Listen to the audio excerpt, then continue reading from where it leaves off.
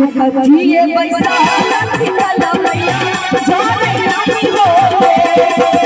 आज कथिए पैसा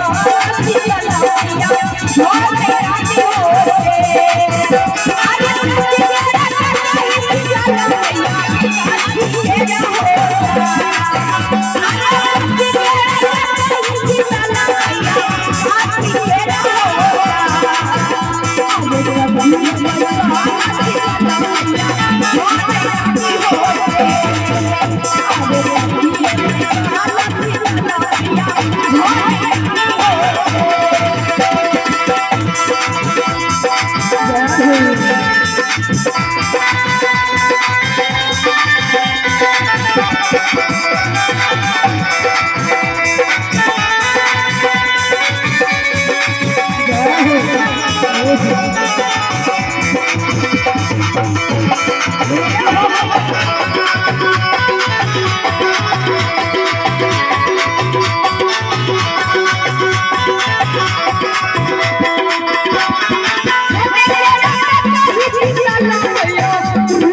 हो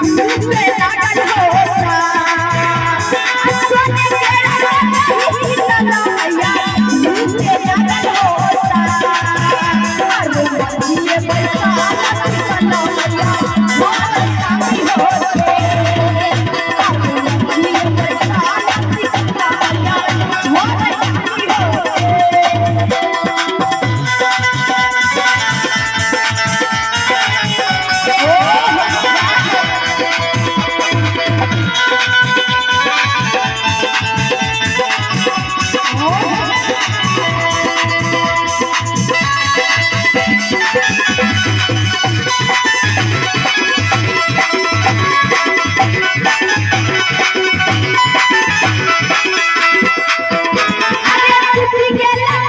कथिए शीतल मैया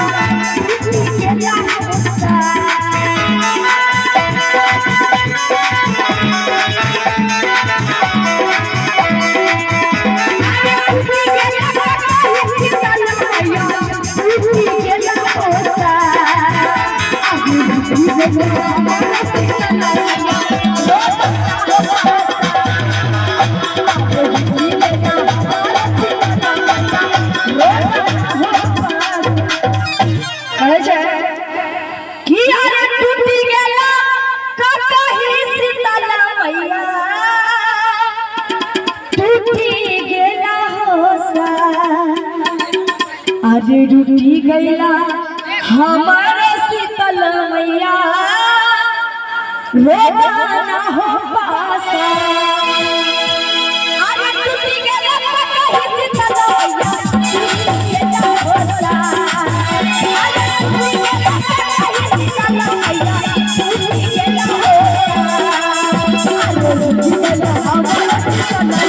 मैया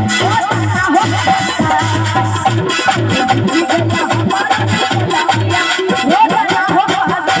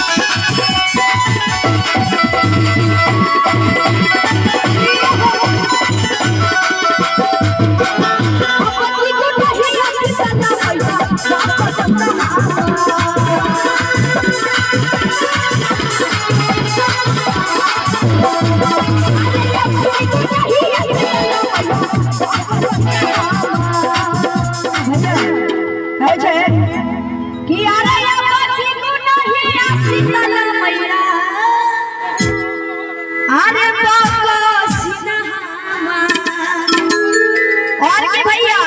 अब फिर से हम गढ़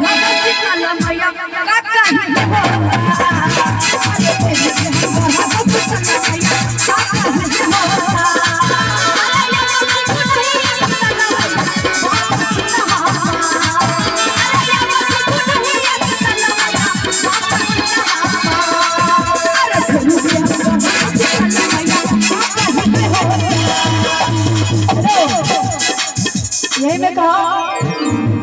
कि तेरे दर पे ओ मेरी मैया तेरे दीवाने हैं। जैसे में अमर भैया दीवाना है कि तेरे दर पे ओ मेरी मैया तेरे दीवाने हैं और की